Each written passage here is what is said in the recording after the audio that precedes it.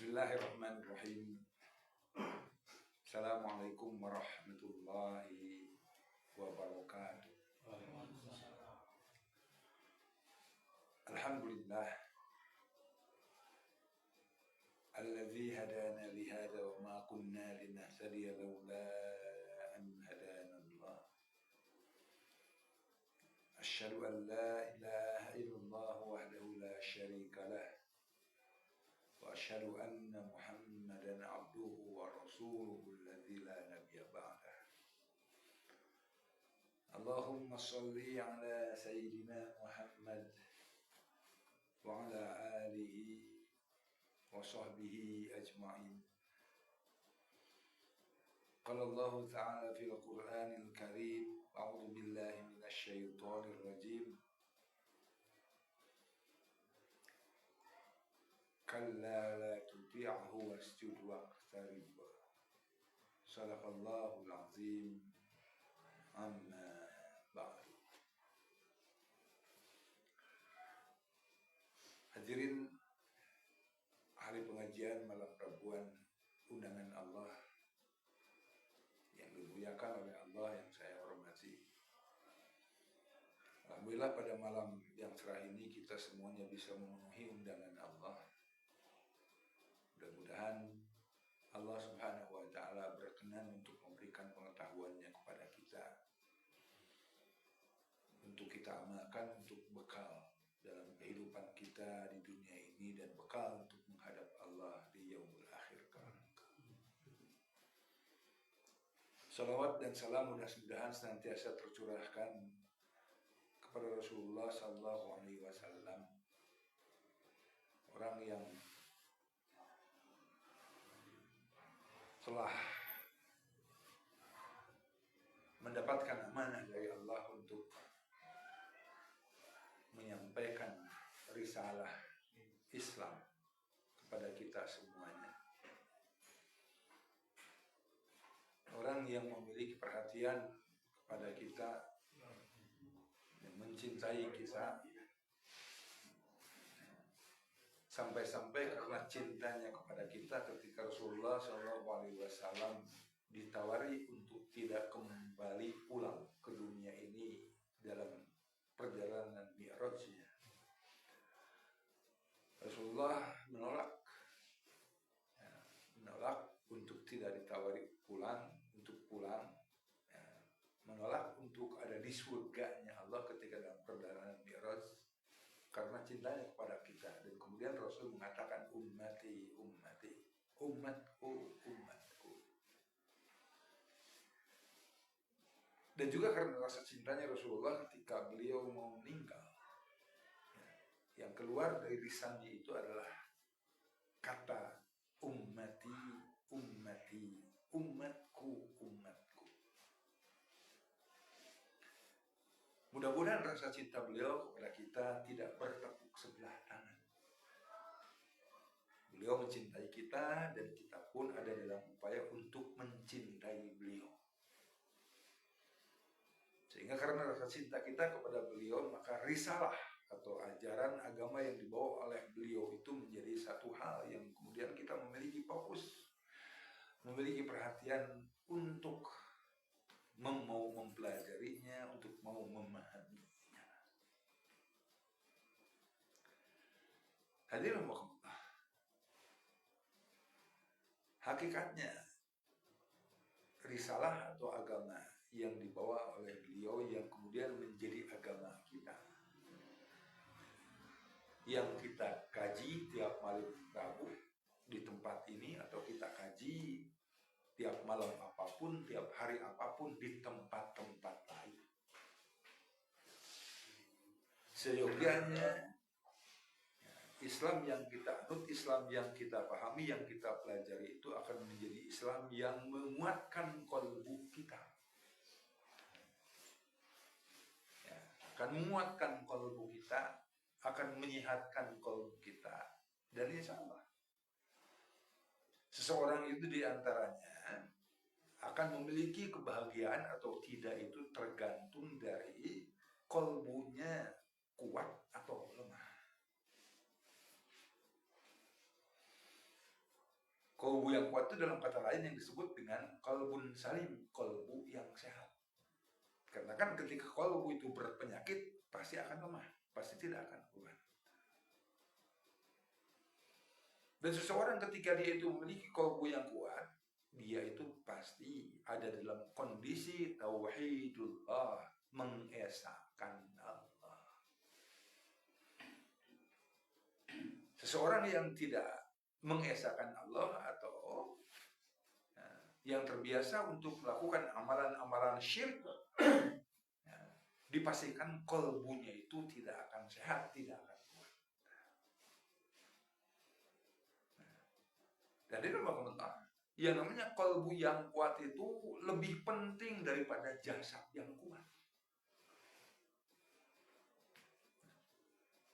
Kita tahu bahwasanya yang namanya Firaun, yang namanya Namrud, yang namanya kaum Ad, mereka itu adalah orang-orang yang memiliki kekuatan yang luar biasa.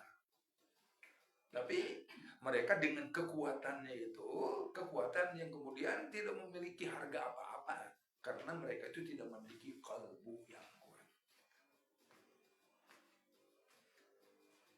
Makanya Rasulullah SAW bersabda bahwasanya mukmin yang kuat itu lebih disukai oleh Allah daripada mukmin yang lemah.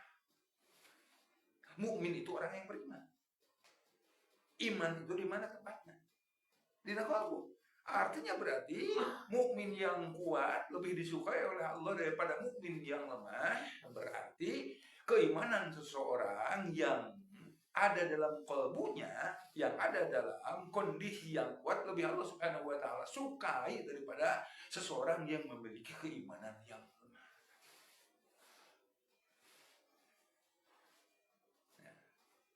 Nah, dalam rangkaian pengajian yang kita ikuti itu diantaranya akan menjadi jembatan kepada kita semuanya itu untuk memiliki kekuatan kalbu.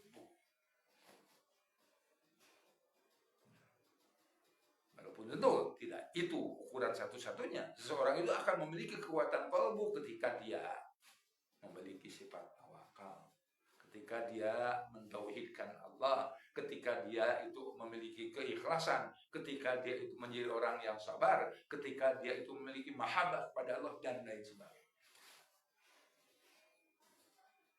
Maka artinya, jika seseorang itu akan memiliki kekuatan kalbu dengan indikator-indikator seperti itu, sebaliknya seseorang itu tidak akan memiliki kekuatan yang kalbu ketika indikatornya itu sebaliknya daripada hal-hal tadi.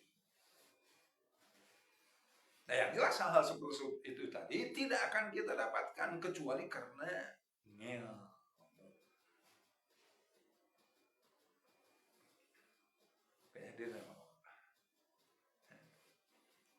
Ulama mengatakan bahwa ada 3 hal yang menjadi harga mati bagi kita untuk memiliki kalbu yang kuat, memiliki kalbu yang sehat, yang hakikatnya apapun yang menjadi bagian dari tubuh kita itu tergantung dari kalbu kita. Makanya Allah Subhanahu wa taala melalui lisan Rasulnya mengatakan bahwasanya dalam setiap kita itu ada mudghah, idza sholahat sholaha jasadu kullu. Ketika mudghahnya itu baik, ketika mudghahnya itu kuat, maka akan kuat seluruh tubuhnya. Wa idza fasadat fasada jasadu kullu. Ketika mudghah itu rusak, ketika mudghah itu lemah, maka akan lemah pula lah seluruh anggota tubuhnya. Rasul kemudian menutup sabdanya ala wa ya qalbu, yang semua dengan mudghah di sana itu adalah qalbu.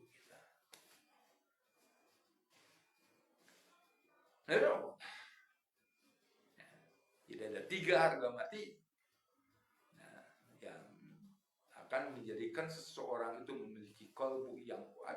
Pertama, kalbu seseorang itu akan memiliki kekuatan ketika dia berbekal ilmu, kudu ilmu.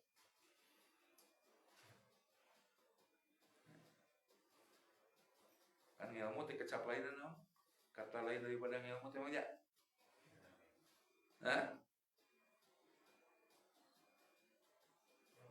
Innallaha sami'un alim. Sesungguhnya Allah itu maha mendengar, maha alim. Alim itu maha mengetahui. Alim itu ilmu. Ya, jadi mengilmu itu kacap lainnya adalah mencari pengetahuan. Jadi mustahil seseorang itu kemudian dia itu akan bisa tahu sesuatu kecuali dia itu tidak mencarinya, mustahil. Mustahil seseorang itu akan paham akan sesuatu ketika dia itu tidak mencarinya. Mencarinya itu ya dengan thalabul ilmi, itu kan mencari ilmu.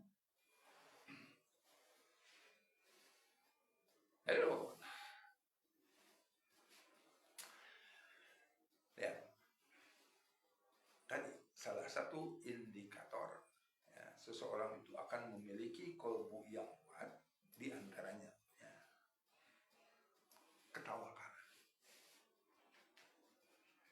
Ya, menurang ayeuna ya, nyenderkeun amal perbuatan kita bukan kepada Allah, maka sesungguhnya orang yang seperti itu orang yang memiliki qalbu yang lemah. Dikatakan bahwasanya namanya tawakal itu indikasi bahwasanya seseorang itu memiliki qalbu yang kuat karena Rasulullah SAW bersabda. Kata Rasulullah, kalaulah semua orang di dunia ini berkumpul, dan mereka berkumpul itu ingin membuat kebaikan kepadamu, tapi ketika Allah Subhanahu wa Ta'ala tidak menghendaki kebaikan itu ada padamu, maka mereka itu tidak akan bisa berbuat apa-apa. Nah, jadi mungkin itu berarti Allah Maha kuat, Allah Maha kawasa. Kalau kita memahami Allah itu maha kuat, Allah itu maha kawasa, kenapa kemudian kita itu setelah kita berusaha tidak kita tawakalkan kepada Allah? Dan Rasulullah dalam hadis itu juga mengatakan bahwa jika semua orang yang ada di alam dunia itu berkumpul, kemudian mereka itu memiliki maksud untuk memudaratkanmu, tapi Allah Subhanahu wa Ta'ala tidak menghendaki satu kemudarat datang kepadamu, maka mereka itu tidak akan bisa melakukan kemudaratan sedikit pun. Sedekah kita gawe parentah, dengan urusan kemudian nggak gantungkan perbuatan ikhtiar kita, itu yang disebut dengan tawakal. Ya, tidak boleh kita itu menggantungkan ya, harapan kita itu kepada pekerjaan kita, tidak boleh. Makanya ulama itu ada yang mengatakan antara bekerja dengan menggantungkan harapan kita kepada Allah Subhanahu wa Ta'ala itu dengan ya kalimat saya bekerja dengan teramat maksimal dan kemudian saya itu menafikan seolah Allah Subhanahu wa Ta'ala tidak memiliki peran apapun dalam keberhasilan saya. Tapi di sisi lain saya bekerja dan kemudian saya menggantungkan harapan kepada Allah Subhanahu wa Ta'ala seolah-olah saya itu tidak memiliki andil apapun dalam pekerjaan saya. Jadi artinya kudu 100% gawe, 100% ngagantungkan diri ke Allah. Coba lamun siga gitu, orang kan akan jauh dari perasaan was-was. Menang dahareun moal, kan ada Allah jamin.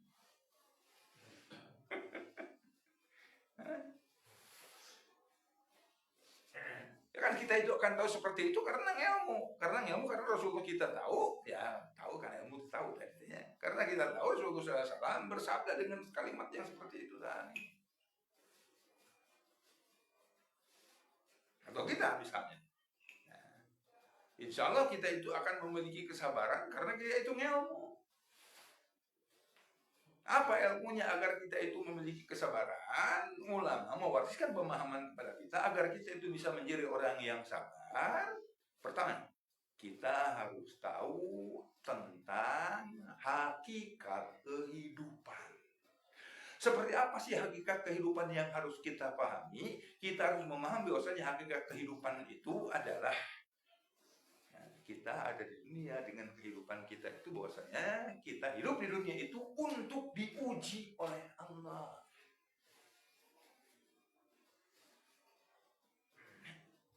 Keur diuji urang teh. Aya di alam dunia teh keur diuji. Alladzi khalaqal mauta wal hayata liyabluwakum ayyukum ahsanu amala. Dialah Allah yang telah menciptakan untuk kalian untuk mati dan hidup, liyabluwakum, untuk menguji kalian. Ahsanu amala, siapa di antara kalian itu yang memiliki amal yang terbaik? Bukan aksaru amala, bukan amal yang terbanyak, tapi ahsanu amala, amal yang terbaik. Amal yang terbaik itu yang pertama, niatnya karena Allah. Yang kedua, sesuai dengan apa yang dicontohkan oleh Rasulullah SAW.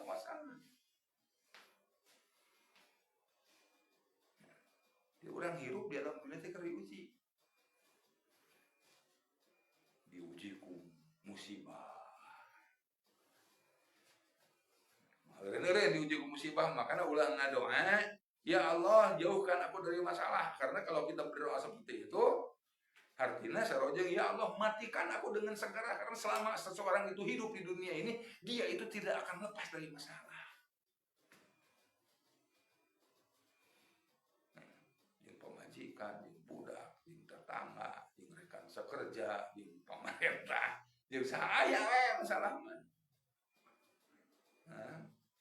Orang kemudian ada cil nabi mau boga masalah, buah orang menjadi sumber masalah, nasi ikut boga masalah. Tidak mungkin. Kayaknya orang jadi yang harupan karipuh itu sadari.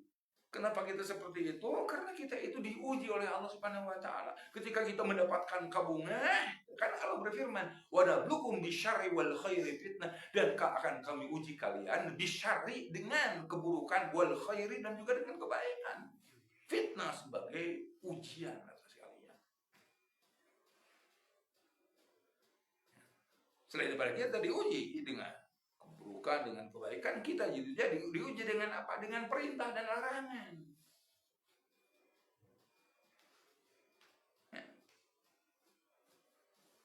Ibtala Ibrahim rabbuhu bikalimatin fatammahunna. Dan ingatlah ketika kami mengibtila itu menguji Ibrahim alaihissalam bikalimatin, dengan kalimat. Kalimat itu perintah dan larangan. Fatammahunna, kemudian Nabi Ibrahim itu bisa menunaikan ujian.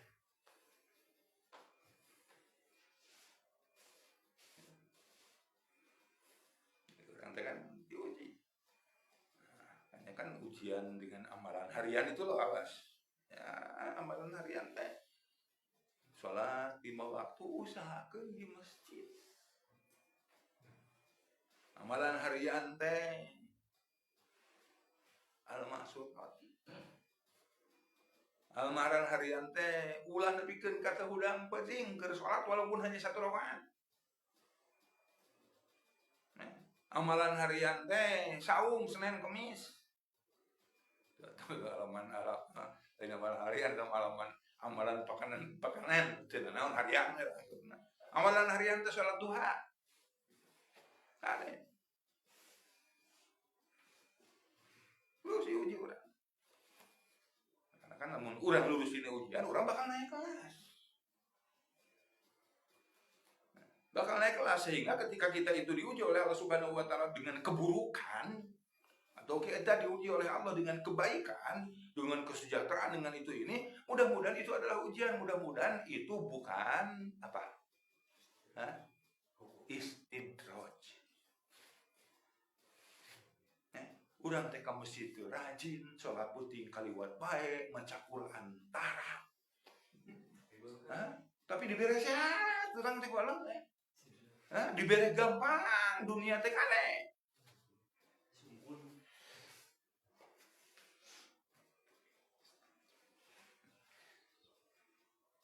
Ade, istidraj bahkan nyungkun.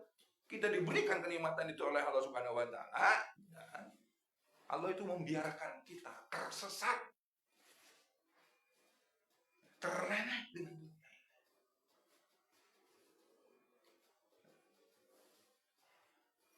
Itu kan kita tahu akan bisa bersabar itu karena kita mengetahui, karena kita Kita juga harus tahu bahwasanya kita itu insya Allah akan bisa menjadi seseorang yang memiliki kesabaran. Kita karena ma'rifat terhadap dunia ini. Kalau tadi kita mengetahui atau ma'rifat terhadap kehidupan itu adalah rangkaian ujian, ya. maka kita juga harus memahami bahwasanya yang namanya kesabaran itu akan bisa kita dapatkan ketika kita mengetahui tentang hakikat dunia. Seperti apakah dunia yang harus kita pahami? Dunia yang harus kita pahami itu, dunia itu adalah sesuatu yang tidak tetap, yang changeable, yang berubah-ubah, yang unstable.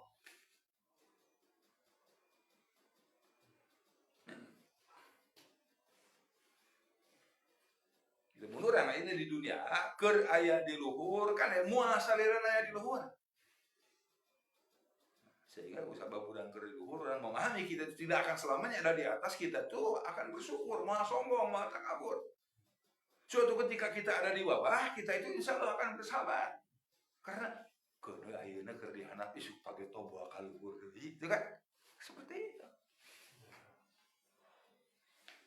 Dan hal seperti ini tidak hanya menimpa kepada kita saja. Allah Subhanahu wa Ta'ala menggambarkan bagaimana yang terjadi dengan Rasulullah SAW dalam kekalahan Uhud, dalam tanda kutip kata Allah, "Iyam saskum karhun faqad masal qauma karhum mislu." Ya Rasulullah, lamun mah anjeun, kalaulah kalian itu pada perang ini mendapatkan luka, maka sesungguhnya mereka pun mendapatkan luka yang sama di perang Badar. Wa tilkal ayyamu nudawiluha bainan nas, dan demikianlah kami putarkan hari-hari di antara sangka sabar, emang dunia mah itu apa?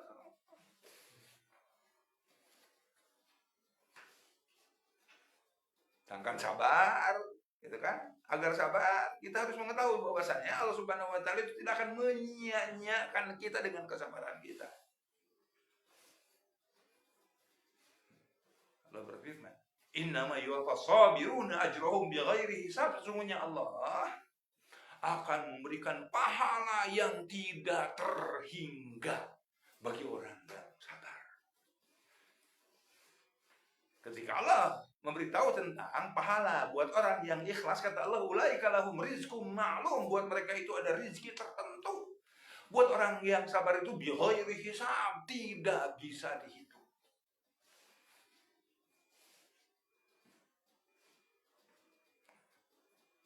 Sangkan oge sabar, cek ilmu ya. Sangkan oge sabar. Kita harus mengimani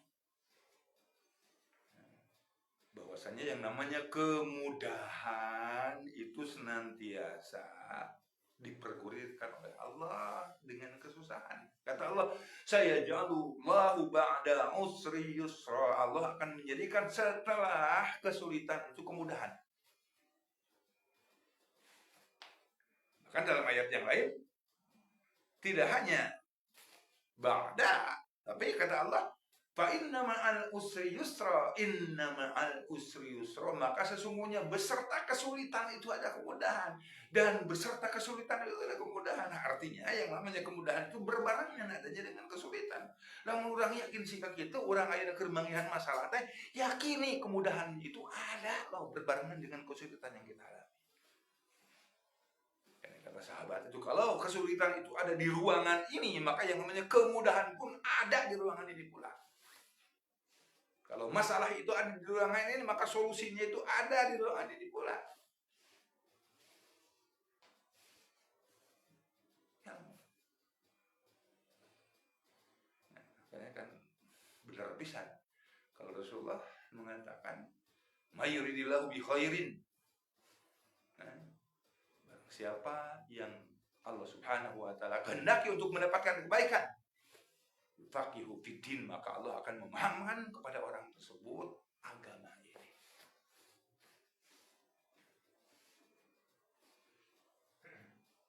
Apa cukup? Untuk memiliki hati yang kuat itu, apa cukup kita itu hanya ilmu? Yang kedua, itu kan tadi harga mati.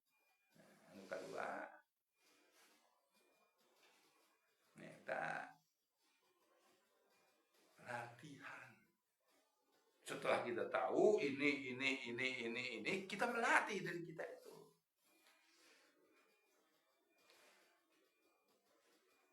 Setelah kita tahu bahwasanya perintah Allah kepada kita, perintah hariannya itu kan ada ulah baca Quran, latihan. Ada ulah sholat ke masjid, latih diri kita itu untuk sholat ke masjid. Ada ulah doa al-ma'surat. Doa al-ma'surat itu doa yang senantiasa didawamkan oleh Rasulullah SAW.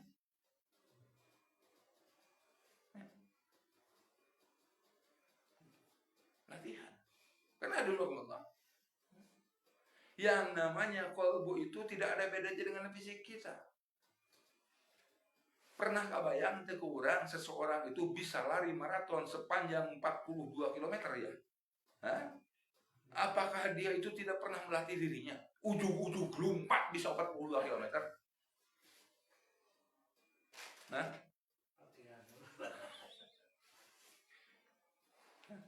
mustahil. Nah, mungkin seseorang itu akan bisa push up 100 balikan, 100 kali dengan satu tangan secara langsung tanpa proses yang disebut dengan latihan. Tidak mungkin. Sehingga maraton ini kan berat 1 kilo ulang, ya latihannya 2 kilo, 3 kilo, 4 kilo, itu kan ya 10 kilo itu.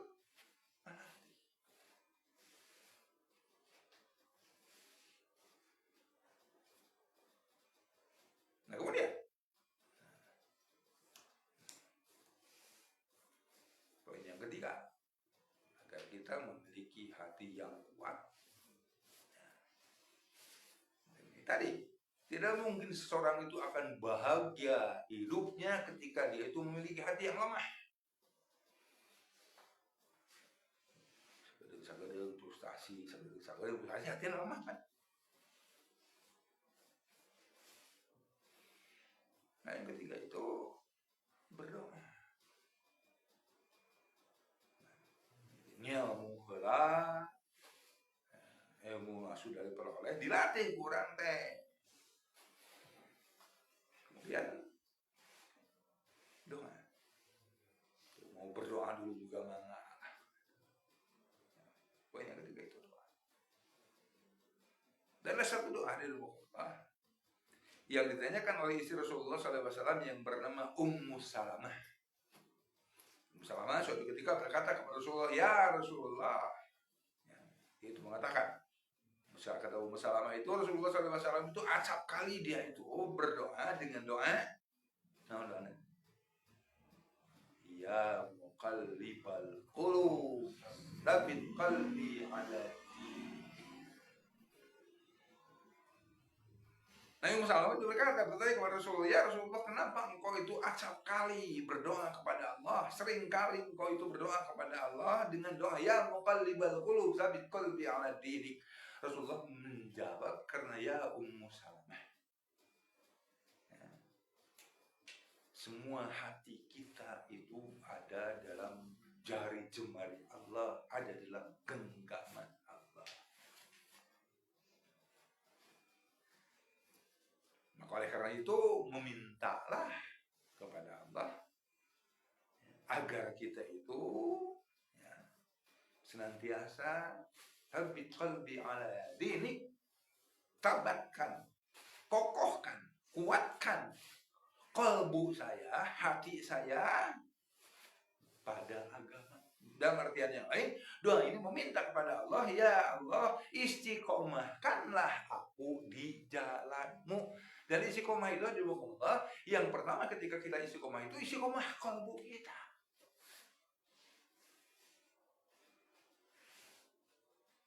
Ya.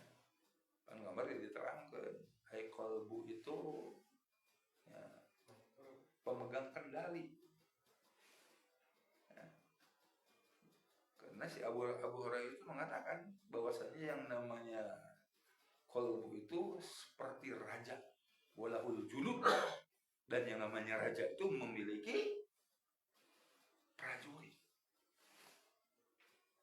Kalbu itu seperti raja, prajuritnya apa? Tangan kita, mata kita, telinga kita, kaki kita, itu prajurit. Iya, makan kumaha iya. memegang kendali. Makanya kan kolbu itu selain daripada memegang kendali, kolbu juga adalah tempat di mana seseorang itu memiliki keinginan. Keinginan itu adanya di sini.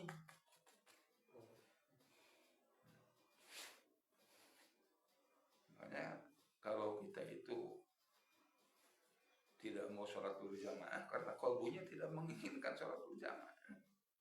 Kalau kita itu tidak mau baca Quran, kolbunya tidak menginginkan baca Quran.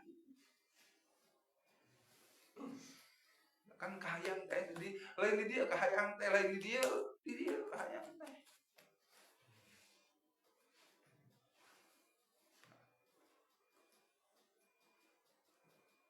Ada ini kan harus mendapat prioritas.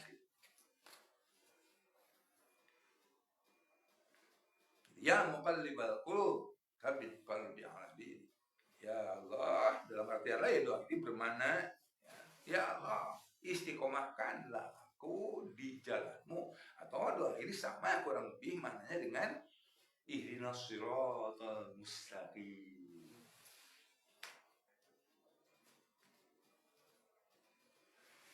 Dan ada kare orang lamun ngerasa, kalau kita itu merasa alhamdulillah saya itu bisa istiqomah menjaga sholat berjamaah, alhamdulillah bisa istiqomah membaca Quran, alhamdulillah bisa istiqomah bangun malam. Jangan sampai kita itu kemudian menganggap rendah orang lain. Meneh nama. Karena kita harus khawatir. Kita yang berkata seperti itu, kita yang kemudian dihukum oleh Allah Subhanahu wa taala, dan kemudian kita itu tidak bisa menjaga keistiqomahan kita. Makanya kan kata ulama itu, daripada seseorang itu mengatakan ketika dia bangun tidur di malam hari, sholat, kemudian terbersit dalam hatinya itu, duh, batur wayah kita sare keneh. Nah, kan urang ngaresapan solehna batur ya. Teu soleh kan da mun sigak itu meuning keneh teu hudang cek ulama.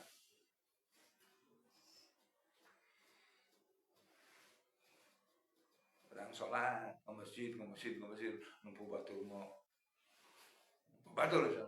Ih, nyarese teuing sajabana. Kemudian kita itu bangga itu. Ujub. Nah, tidak boleh.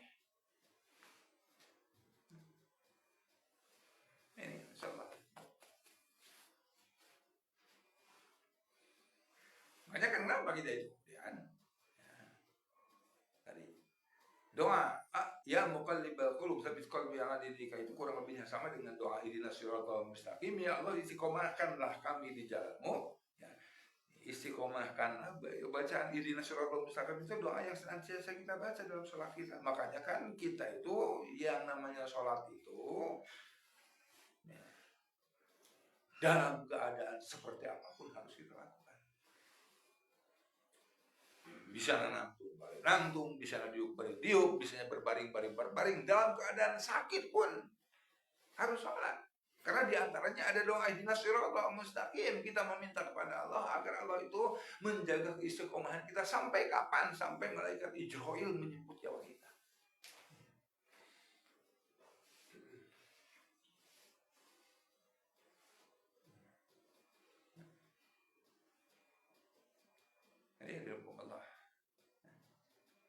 Dan ayat ihdinas siratal mustaqim itu dalam surah Al-Fatihah letaknya ada setelah iyyaka na'budu wa iyyaka nasta'in. Hanya kepadamu lah kami menghambakan diri, na'budu ibadah.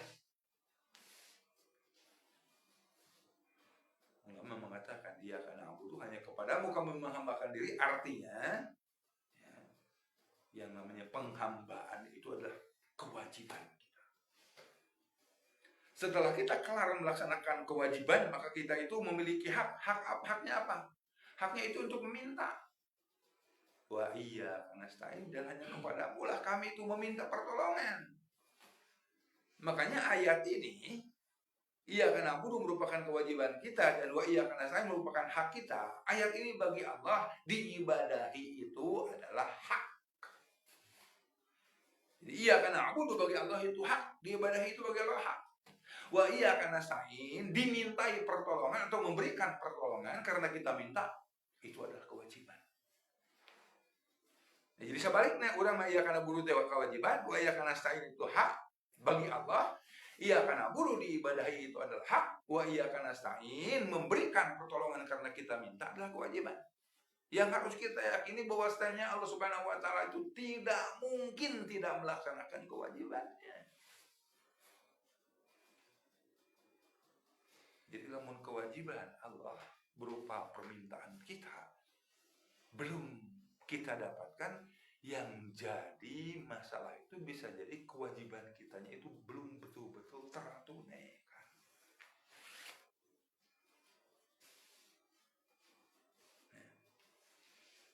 Walaupun tidak bisa hitam putih, kurang kan ya ngadoa Allah, karena Allah juga memiliki mekanisme mengabulkan doa kita itu.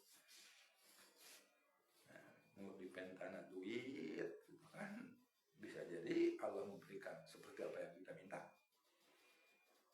atau bisa jadi Allah itu tidak langsung memberikan, tapi Allah ditunda. Karena apa? Kata Rasulullah SAW, ada loh ya, orang yang meminta kepada Allah dan meminta dengan segera kepada Allah, kata Allah itu kepada malaikat bere. Tapi ada juga orang yang soleh meminta kepada Allah, kata Allah itu jangan dulu dikasih. Aku itu senang mendengar keluhan.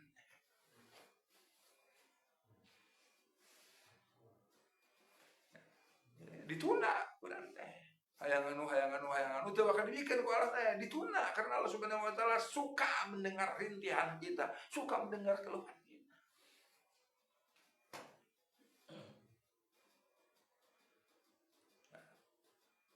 Contoh kasusnya Ibrahim alaihissalam berdoa kepada Allah agar diberikan Ismail, ya kan? Dalam satu riwayat itu 80 tahun. Orang cangkel mantet. Jangan diberi wae. Kawin wae.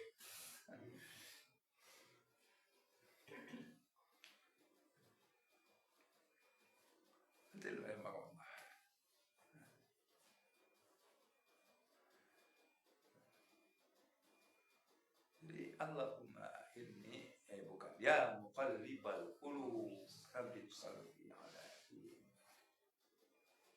Hai yang memiliki hati, yang membolak-balikan hati, tsabbit qalbi, tabatkan, kuatkan, kuat sabat.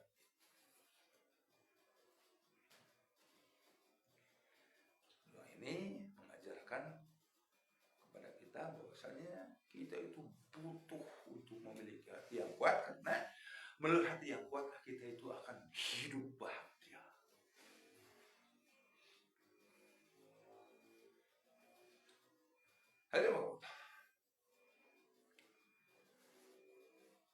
Kajian tentang surah Al-Alaq ayat 19 ya. Kemarin itu belum kelar ya.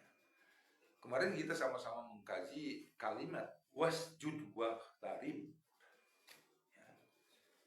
Sebelum Allah mengatakan wasjud waqtarib itu la tuti'hu, ya Rasulullah janganlah engkau itu mengikuti hu di sana adalah Abu Jahal. Abu Jahal keinginannya Rasul itu jangan sholat. Kemudian kata Allah la tuti'u, janganlah engkau itu mengikuti Abu Jahal. Artinya mengikuti Abu Jahal jangan sampai engkau itu tidak sholat sebagaimana yang diinginkan Abu Jahal. Terus sebagian ulama ya wasjud di sana itu sujudlah dan taqarrublah. Wasjud itu oleh sebagian ulama diartikan dengan sholat, karena kronologi atas surat ini berkaitan dengan keinginan Abu Jahal agar Rasul itu tidak sholat.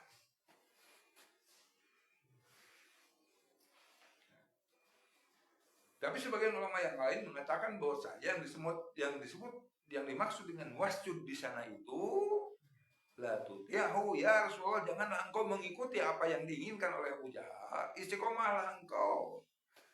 Wasjud, dan sujudlah engkau. Sujud itu tidak diartikan dengan sholat, tapi sujud ya sujud.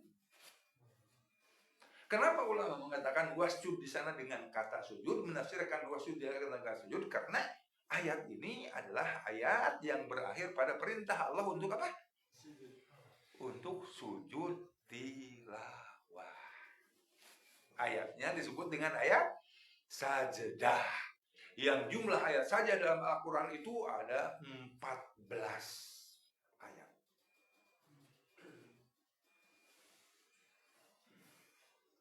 Ya, 14 ayat. Nah, seseorang baik ketika dia sedang membaca Al-Quran atau baik ketika dia itu sedang sholat, kemudian dia itu ketemu dengan ayat-ayat sajdah, maka disunatkan untuk sujud. Nah, disunatkan untuk sujud.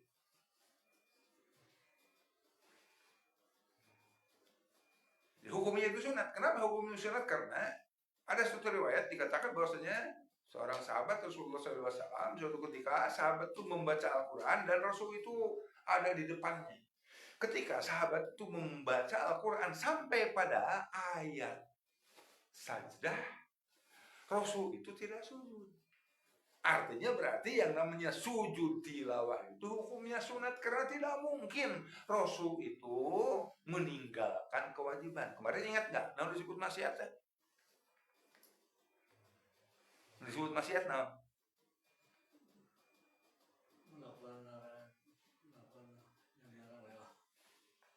Tidak mengerjakan apa yang diwajibkan. Kalau tidak mengerjakan yang disebut dengan sunat itu tidak maksiat, tapi terabdol. Sama juga, seseorang itu melakukan maksiat ketika dia itu tidak meninggalkan apa yang diharamkan. Dia tidak melaksanakan apa yang diwajibkan, apa yang diperintahkan oleh Allah. Yang perintahnya itu perintah yang sifatnya wajib, kan perintah yang sifatnya sunat, sebutnya anjuran. Nah, seseorang itu tidak bisa dikatakan melakukan maksiat ketika dia itu tidak melakukan perintah yang sifatnya anjuran, sunat. Nah, karena itu kan sujud tilawah itu hukumnya sunat, maka Rasul itu tidak sujud ketika sahabat ini membaca Quran sampai pada ayat sajdah. Pertanyaannya, kenapa Rasulullah tidak sujud? Apakah Rasulullah menganggap enteng terhadap sujud tilawah? Padahal Masya Allah dikatakan dalam satu hadis bahwasanya ketika seseorang itu membaca Quran dan sampai pada ayat sajdah dan kemudian dia tidak sujud, setan itu akan menangis. Jadi orang yang nyencerikan setan, namun orang baca ayat saja sujud. Setan itu akan menangis dan setan akan berkata, karena tidak mau sujudlah aku ada di neraka, karena sujudlah dia itu akan ada di surga. Nah, pertanyaannya, kenapa Rasulullah SAW ketika beliau mendengar ayat sajdah itu kemudian beliau itu tidak sujud? Karena beliau itu hendak memahamkan hukum kepada kita bahwasanya sujud tilawah itu hukumnya sunat. Makanya karena hukumnya sunat, Rasul itu terkadang kan sujud, terkadang tidak, sebagaimana sholat duha. Ya, sholat duha itu kan ya sering Rasul itu meninggalkan sholat duha. Kenapa? Karena untuk memahamkan kepada kita sholat duha itu hukumnya sunat.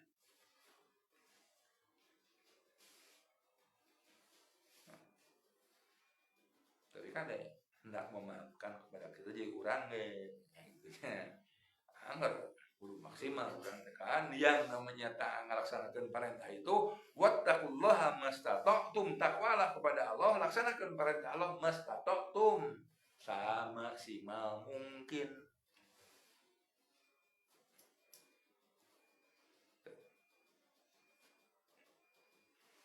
Kan udah sama maksimal kan, walaupun sunat. Nah, orang tak sholat wirid.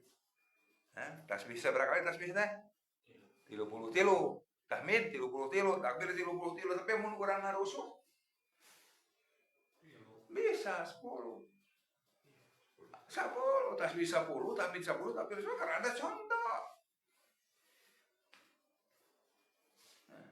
Pantas di masa itu jika sholat kan nya, lamun mungkin orang mampu bari nantung, lamun teu bari deo. Lamun teu bari berbagi. Sama.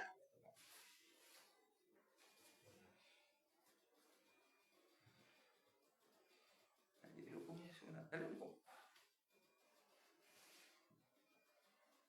Dan juga kenapa Rasulullah SAW ketika beliau itu membaca ayat sajdah, ketika beliau mendengar ayat sajdah, hadirullah ayat sajdah itu, ya, pertama ada yang sifatnya perintah dari Allah seperti yang ada pada surah Al-Alaq ini, perintah dari Allah wasjud waqtarib. Ada juga ayat sajdah itu hanya sekedar informasi tentang orang-orang soleh dahulu ketika mereka menghadapi kebesaran Allah, mereka itu sujud. Nah, Rasul kenapa? Beliau itu ketika mendapati ayat sajdah beliau itu sujud. Kan kalau tidak sujud itu karena tadi hendak mengajarkan kepada kita bahwasanya sujud tilawah itu hukumnya sunat. Tapi di sisi lain kenapa Rasulullah SAW ketika beliau itu mendapati ayat sajdah beliau itu sujud? Karena hal ini menunjukkan bahwasanya Rasul itu sedemikian interaktifnya ketika membaca Al-Quran, sedemikian interaktifnya ketika sholat.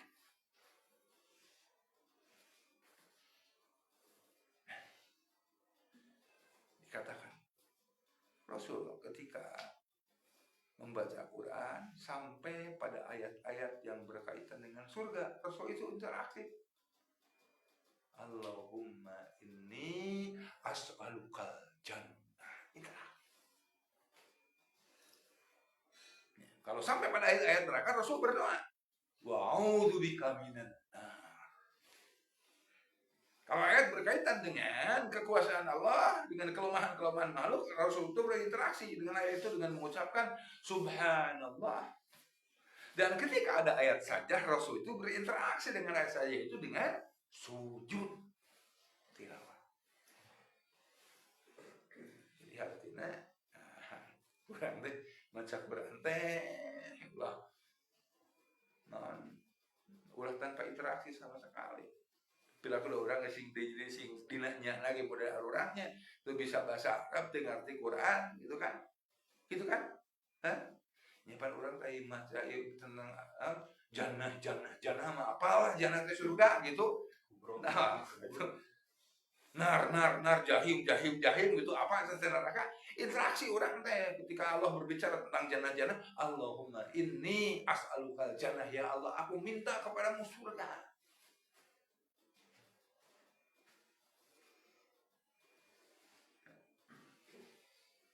Di hadis disebut ketika seseorang itu kan mengatakan Allahumma inni as'alukal jannah, maka surga itu berkata, ya Allah masukkan dia dalam surga.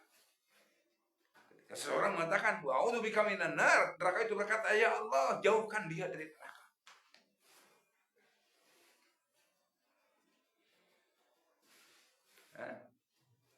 Karena kan anehnya lamun ayah anu menyebutkan ibadah hayang surga mah teu ikhlas. Ibadah mah ibadah we, ulah hayang surga teu ikhlas. Lamun hanya hayang surga teu ikhlas, Rasul teh nyontohan teu ikhlas. Rasul kok ini Allahumma inni as'aluka jannah itu contoh dari Rasulullah, banyak itu hadis-hadisnya sahih.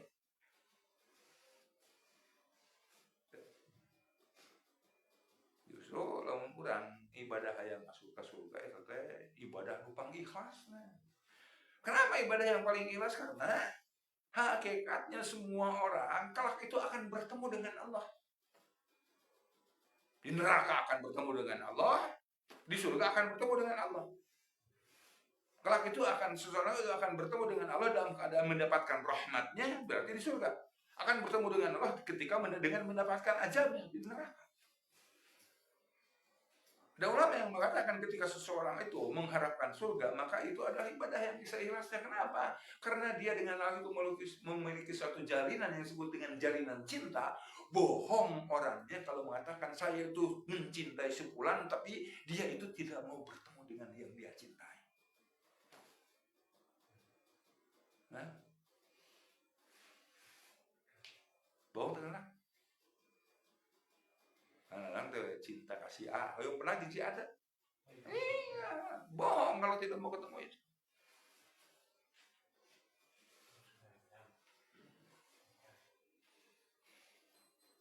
Aduh.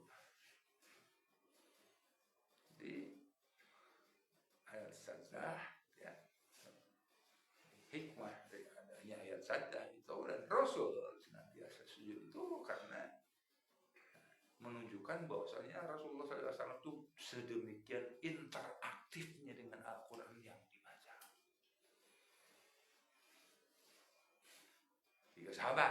Para sahabat itu mereka mengapresiasi Quran yang mereka baca itu dengan apresiasi yang lain. Apresiasi mereka itu ketika Al-Quran membicarakan tentang surga, maka para sahabat itu berpikiran bahwasanya yang dimaksud dengan mereka ahli surga itu adalah mereka, bukan aku. Ketika Allah membicarakan tentang neraka, Allah itu sedang membicarakan akulah yang menjadi penghuni neraka. Karena orang mah, ya artinya kan ketika Allah mengatakan berfirman dalam Quran itu berbicara tentang orang yang ria, orang yang sombong, orang itu seharusnya ketika kita bertemu dengan ayat-ayat seperti itu, telunjuk itu harus dihadapkan kepada kita sehingga kita itu ada dalam upaya untuk memperbaiki diri kita. Ulah kabatur kan. Jadi begitu itu yang bisa sama-sama kita kaji di sesi terakhir tadabbur tentang surah Al-Alaq ini. Mudah-mudahan ada manfaatnya. Mudah-mudahan Allah memberikan kepada kita pengetahuan yang benar. Mudah-mudahan Allah memberikan kepada kita kekuatan yang kemudian dengan kekuatan itu kita akan bisa berinteraksi dengan perintahnya sekecil apapun perintahnya, yang walaupun hakikatnya perintah Allah itu tidak ada yang kecil karena Allah itu maha besar.